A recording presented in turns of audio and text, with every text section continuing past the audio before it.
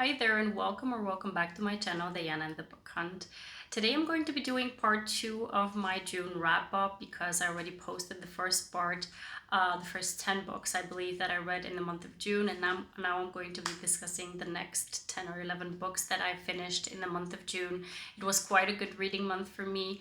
That's why I had a lot of books to discuss, and I can't wait to discuss the next couple of books with you. I don't think it's going to be a too long video because I actually do have 2 series that I finished, 4 books within a series each. So I'm going to be discussing them all together. And I'm really excited to talk about the series that I finished because they were quite a bit of fun. The first one was really quite a surprise for me. It's the Dark series by Kristy Cunning. And I went into the series completely blind. We have 4 books. The first one is 4 Psychos. The second one is 3 Trials. The third one is two Kingdoms, I think. And then the last one is 1 Apocalypse. Those 4 books, like I mentioned, I went into them completely blind, and I do suggest that you do it as well because it's the most fun. But if you do want to know a little bit about what it's about, just hear me out so I can tell you just a bit of a synopsis where it can get you intrigued to pick them up. It is a reverse harem book, but not in the most typical sense.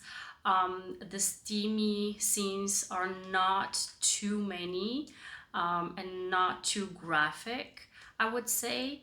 I think that the focus is more on the relationships between each of the 4 guys with the girl.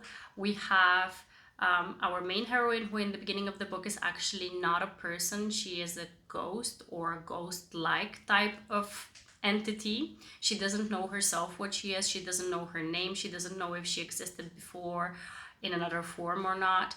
But what she does know is that for some reason she's bound to these 4 guys. The guys are Ezekiel, Gage, Kai, and Jude. And she witnesses everything that they do. They have the ability to siphon from place to place, so we know that they're also living in a world where it's a bit of a paranormal world, if you will. And she witnesses that they have a lot of sexual activities, and they always do the activities together, so there is something going on with them in that respect. So yeah, she witnesses all of their daily activities, but they don't see her, they don't hear her. Things happen. She is wishing to become a real person so that she can actually engage with them, but yeah, things happen, and slowly but surely they start to have encounters with each other. That's all I'm going to say about it. The amazing thing about the story is that it has an amazing sense of humor thrown within it. So I was really laughing out loud at many moments within the books. The heroine goes from this completely unsure of what she is type of heroine to a badass, amazingly confident and amazingly how do you say it, amazingly engaged with everyone, knowing that she is the heart of the whole pack of people that they have. Yeah, she's just an amazing heroine. I absolutely love the series. There were times where things got a little bit too out of hand and a bit exaggerated, but I didn't mind that at all. Overall, I would say that the series for me is a 5-star series. One of the books I gave 4 stars, I believe, but all of the others I gave them 5 stars. I absolutely loved all of them. And yeah, I do recommend that you pick them up in a binge where you read all of the books one after the other, because otherwise you'll kind of lose the train of thought. And it's important to kind of know what's going on within the books. So yeah, I do recommend that you read all of them in concession, one after the other. And yeah, I really was surprised by this series, and I think it's going to be a favorite of mine by the end of the year. The next 2 books that I picked up are by Liese. This author has a series called the Berkman series, and I read, I don't know if it's the 5th book, is it the 4th, the 5th book? Anyway, it's the book about Axel and Rooney. It's called With You Forever. And then I picked up the next one up, which is Oliver's story. And Oliver has a story with Gavin. Their story is called Everything for You. Both of the books I absolutely loved. I gave them 4 stars, and both of the books are, I don't know which book of the Bergman series is a favorite of mine. I think the Marriage in Trouble one with the sister, Freya, I think her name was, and her husband. I think that one was maybe my favorite, although I do have to say that With You Forever was extremely adorable and extremely heartwarming.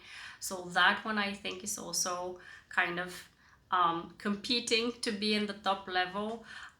We have Axel and Rooney's story. Axel is the artist, the painter within the family.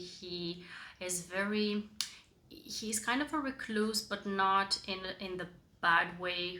He's just really shy and closed off and not very communicative. And Rooney is the exact opposite. She's more of a bubbly personality, like the sunshine in the room type of person. So we have a bit of opposites attract type of situation. And we do know already from the previous books that they have an attraction towards each other. So I was really looking forward to reading their book. When I found out just before I picked it up that it also involves a marriage of convenience, I was a bit hesitant to see how that would work out, but it really did work out really well because it had the forced proximity trope also within it, where we have Axel for certain reasons needing to marry someone, and then Rooney agreeing to have this marriage of convenience to help out him but also her own situation. It just really worked out really well in this story, and these two characters are just so adorable together. He is so extremely attentive and soft with Rooney, and he's just a cinnamon roll hero. I absolutely adored Axel in this story, so it was definitely a 4.5 star read for me. And then we have Everything for You, which is Oliver's story. Like I mentioned before, he has always had a crush on a soccer player called Gavin, and it turns out by chance, because he's also a soccer player within his career, that he's going to be playing with Gavin together in one team. So we have a celebrity crush trope, we have an age gap, we have obviously this is a male romance. We also have Grumpy Sunshine, and I do have to say Grumpy Sunshine is really one of my favorite tropes, but Gavin takes Grumpy to a whole other level in this book. I was not prepared for him to be so grumpy, but knowing his backstory, or finding out his backstory, really makes sense why he's such a grump. So I did appreciate how his character was portrayed and how his backstory was developed. I do have to say that Liese is one of the authors who does representation like no other. She is absolutely amazing at doing a stellar job of picking specific, whether it be disabilities, whether it be chronic illnesses, whether it be specific mental health statuses. She just takes them and really dives into them with a very specific set of skill that I don't think many people have. So I absolutely adored this story as well. We have Oliver and Gavin, who are going to be teammates. Actually, they're going to share the team captain status within their soccer team. And because Gavin is a grump and Oliver is a sunshine type of hero, they kind of have this friction between their characters. Also, Gavin has a specific reason why he has a bit of an aversion towards Oliver's character, and Oliver doesn't get why that is, but in the progression of the story we'll find out everything, and it just makes so much sense. It's an amazingly heartfelt story, so I absolutely loved it, and there's a lot of humor within this book as well. We have amazing side characters which are part of the circle, the friend circle that Gavin has, which I absolutely adored. So yeah, it's definitely worth the read. The next series that I picked up is one which I had on my TBR for a while, but I was kind of putting it off because it's a 4-book series and I really tend to want to binge those series. So I wanted to know that I want to invest my time into picking this series up. But then I saw that Bree from 11 Words had picked it up, and I saw that Cheyenne from That Tall Book Girl also finished it, and she was like, this is really hot and steamy and definitely worth it. So I was like, okay, I'm definitely picking this up as soon as possible. So I picked it up, and I definitely don't regret it. This series is absolutely ridiculously hot and ridiculously engaging and very, very fast paced. So I finished it in like 2 days time. I was also lucky that I had 2 days off extra for my work. So don't think that I do nothing else but read, but really I had 2 days off, so within those 2 days I finished these 4 books on audio, and I don't regret it. It was absolutely worth it. I'm talking about K.A. Tucker's The Wolf Hotel series, where we have the first book called Tempt Me, then we have Break Me, Teach Me, and Surrender to Me. These books have so much going on within them in the spicy, kind of sexy times area. We have, what do we have? We have an age gap, a slight age gap, 10 years between them. We have boss employee.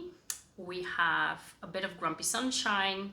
We have a menage, not one. We have, and within the menage we have MMF. We have FFM.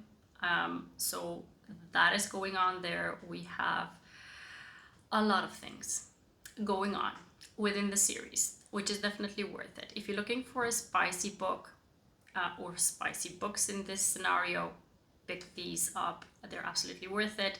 To give you an idea about what the situation is or what the plot is revolving around, we have Abigail, who is this small town farm girl who goes to college, and she's engaged to be married to her high school sweetheart, but she finds out that he's been cheating on her, and he's an absolute douchebag because he's kind of how do you say it,